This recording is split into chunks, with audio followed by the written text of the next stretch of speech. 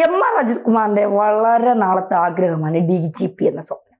അദ്ദേഹം എങ്ങനെയും അത് നേടിയെടുക്കുക എന്ന എല്ലാ പ്രയത്നങ്ങളും നടത്തുന്നുണ്ട് അത് നേടിയെടുക്കാനായി. ഇപ്പോ അദ്ദേഹത്തിന് 8ന്റെ പണി ഇട്ടിരിക്കുകയാണ്. പൂരം കലക്കലിൽ അദ്ദേഹത്തിന് ചില പങ്കുകളുണ്ടോ എന്ന സംശയം ചില ഭാഗങ്ങളിൽ നിന്ന് ഉയരുന്നുണ്ട്. അത്തരമൊരു റിപ്പോർട്ടും ഇപ്പോ പഴയ DGPക്ക് കിട്ടിയിട്ടുമുണ്ട്. എന്തായിരിക്കും സംഭവം?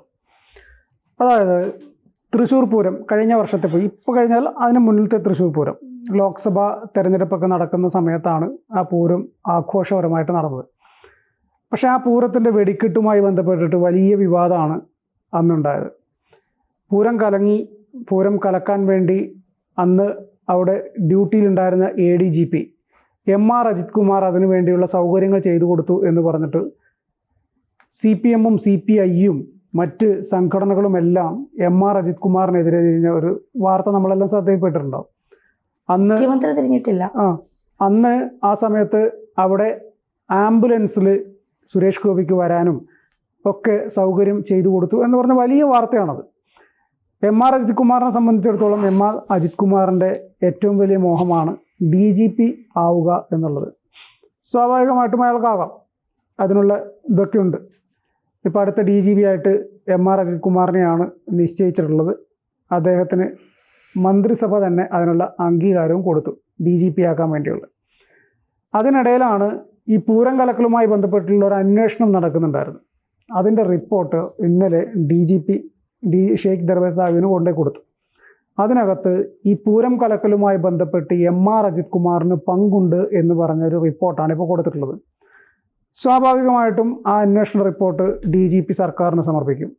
ഇനി സർക്കാരാണ് തീരുമാനിക്കേണ്ടത് ഇദ്ദേഹത്തെ DGP ആക്കണോ അതോ ഇങ്ങനെ ഒരു ആരോപണം വന്ന സ്ഥിതിക്ക് അദ്ദേഹത്തെ മാറ്റി നിർത്തി വേറെ അതേ പരിഗണന നൽകാൻ സാധിക്കുന്ന അല്ലെങ്കിൽ അത്രയും ക്വാളിഫിക്കേഷനുള്ള അടുത്ത ആൾക്ക് DGP പദം കൊടുക്കണോ എന്നതിൽ അന്തിമ തീരുമാനം എടുക്കേണ്ടത് സർക്കാരാണ്. പക്ഷേ എനിക്ക് തോന്നുന്നില്ല ഈ ഒരു ആരോപണത്തിൻ്റെ പേരിൽ മാത്രം അദ്ദേഹത്തെ മാറ്റി നിർത്തുന്നു. പക്ഷേ എന്നാലും അതിനകത്ത് പ്രധാനപ്പെട്ട 1-2 കാര്യങ്ങൾ ആ റിപ്പോർട്ട് ചൂണ്ടിക്കാണിച്ചിട്ടുണ്ട്.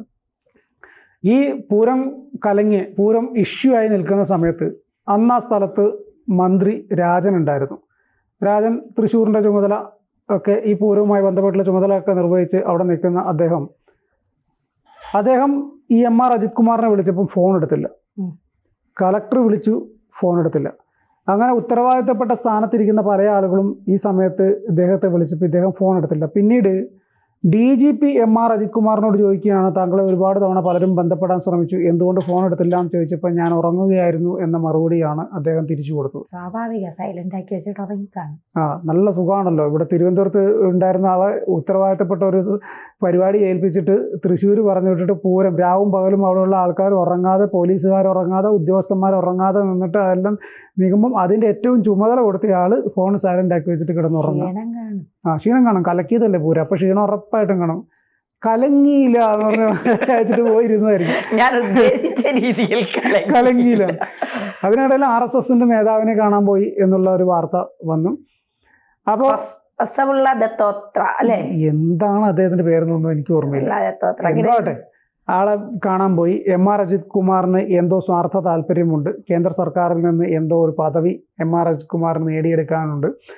അതുകൊണ്ട് ഒരു വളഞ്ഞ വഴിയിലൂടെ സുരേഷ് ഗോപിക്ക് തൃശ്ശൂർ എടുക്കാൻ വേണ്ടിയുള്ള സഹായം എം.ആർ. അജിത് കുമാർ ചെയ്തു കൊടുത്തു എന്നാണ് അന്ന് അവിടെ മത്സരിച്ചിട്ടുള്ള സുനിച്ചേട്ടൻ, തൃശ്ശൂരുകാരുടെ സ്വന്തം സുനിച്ചേട്ടൻ പറഞ്ഞത്, PS സുനിൽകുമാർ. സ്വാഭാവികമായിട്ടും നമുക്ക് സംശയിക്കാം. കാരണം സുരേഷ് ഗോപി ജയിക്കുകയും ചെയ്തു, CPI അവിടെ കലങ്ങുകയും ചെയ്തു, CPI മത്സരിക്കുന്നു. CPIയുടെ മന്ത്രി രാജൻ വിളിക്കുന്നു, ഫോൺ എടുക്കൂല. കളക്ടർ വിളിക്കുന്നു, ഇല്ല വിളിക്കണ്ട, ഞാൻ എടുക്കൂല. വേറെ സിനിമയിലെ ജഗതി കാണിക്കലും അടിച്ചോ നടക്കട്ടെ. അങ്ങനെ ഉത്തരവാദിത്തപ്പെട്ട ഈ ആളുകളെല്ലാം വിളിച്ചിട്ട് ഫോൺ എടുക്കുന്നില്ല. പിന്നീട് DGP വിളിച്ചപ്പോഴാണ് ഫോൺ എടുക്കുന്നത്. അപ്പോൾ ഇവരുടെ ഉറക്കത്തിന് ചെവിക്ക് പിടിക്കും, അത് വേറെ വിഷയവും.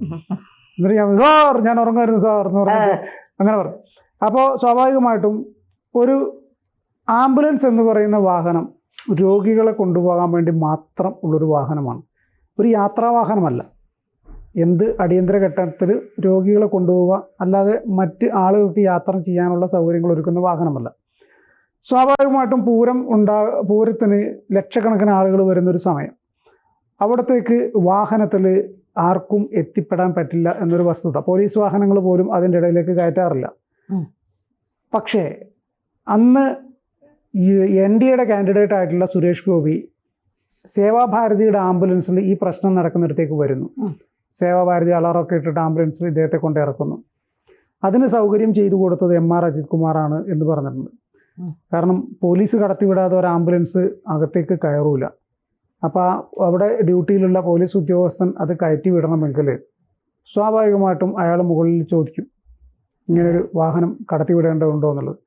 അപ്പം അതിനും വളരെ നേരത്തെ തന്നെ ഇങ്ങനൊരു ആംബുലൻസ് വരുമെന്നും ആ ആംബുലൻസിന് തടസ്സങ്ങളില്ലാതെ പോകാനുള്ള വഴിയൊരുക്കണം എന്നും MR അജിത് കുമാർ കൃത്യമായിട്ട് മറ്റ് പോലീസ് ഉദ്യോഗസ്ഥന്മാർക്ക് നിർദ്ദേശം കൊടുത്തിരുന്നു എന്നാണ് റിപ്പോർട്ടിൽ സൂചിപ്പിക്കുന്ന മറ്റൊരു പ്രധാനപ്പെട്ട കാര്യം. ചുരുക്കി പറഞ്ഞു കഴിഞ്ഞാൽ MR അജിത് കുമാറിൻ്റെ DGP പദത്തിന് മുകളിൽ തൂങ്ങിക്കിടക്കുന്നൊരു വാളായിട്ട് ഇപ്പം ആ റിപ്പോർട്ടുണ്ട്. ആ റിപ്പോർട്ട് ഇപ്പോൾ എല്ലാവർക്കും അറിയുന്നത് പോലെ അതിലെ വിവരങ്ങളെല്ലാം പുറത്തു വന്നു. സ്വാഭാവികമായിട്ടും സർക്കാർ വലിയ ഒരു പ്രതിസന്ധിയിലേക്ക് പോയി.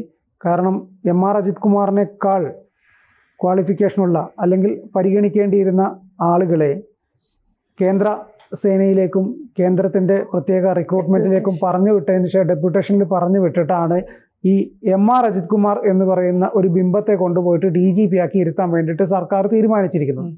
സ്വാഭാവികമായിട്ടും വലിയ പ്രതിഷേധങ്ങളൊക്കെ വരേണ്ടതാണ്.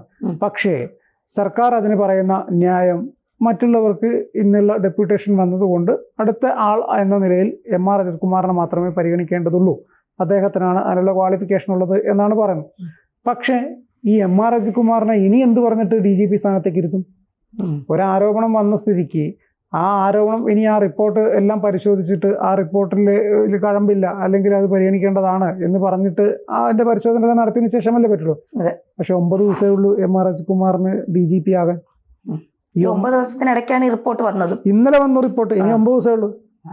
ഇനി 9 ദിവസത്തിനുള്ളിൽ ഈ റിപ്പോർട്ട് പരിശോധിച്ചിട്ട് സംസ്ഥാന സർക്കാർ പിണറായി വിജയന്റെ വിശ്വസ്തനല്ലേ? അതായത് ഈ അജിത് കുമാറിനെ കുറിച്ച് പറയുമ്പോൾ PV അൻവർ ഒരുപാട് ആരോപണങ്ങൾ MR അജിത് കുമാറിന് എതിരെ ഉന്നയിച്ചിരുന്നു. അതിൽ പ്രധാനപ്പെട്ട ഒരു കാര്യമാണ് മുഖ്യമന്ത്രിയുടെ പൊളിറ്റിക്കൽ സെക്രട്ടറി ആയിട്ടുള്ള P ശശിയുമായിട്ട് MR അജിത് കുമാറിനുള്ള ബന്ധം. അതായത് P ശശി പറയുന്ന പല കാര്യങ്ങളും MR അജിത് കുമാർ അത് ശരിയാണോ തെറ്റാണോ എന്ന് നോക്കാതെ നിയമത്തിൻ്റെ പരിരക്ഷയിൽ ഉള്ളിൽ നിന്ന് ചെയ്യേണ്ടതാണോ അതോ വേറെ ബുദ്ധിമുട്ടുകൾ ഉണ്ടാവുമോ എന്നൊന്നും പരിശോധിക്കുകയോ അതിനെക്കുറിച്ച് പഠിക്കുകയോ പോലും ചെയ്യാതെ കൃത്യമായിട്ട് അവർക്ക് വേണ്ട കാര്യങ്ങൾ ചെയ്തു കൊടുക്കുന്ന ആളാണ് MR അജിത് കുമാർ എന്നാണ് PV അൻവർ എന്ന് പറഞ്ഞത്. അതുകൊണ്ടാണ് പിണറായിയും P ശശിയും അജിത് കുമാറിന് വേണ്ടിയുള്ള എല്ലാ സഹായവും ചെയ്തു കൊടുക്കും എന്നും പറഞ്ഞത്. അവിടെയാണ് തന്നെ ചോദിച്ച ചോദ്യത്തിൻ്റെ പ്രത്യേകത.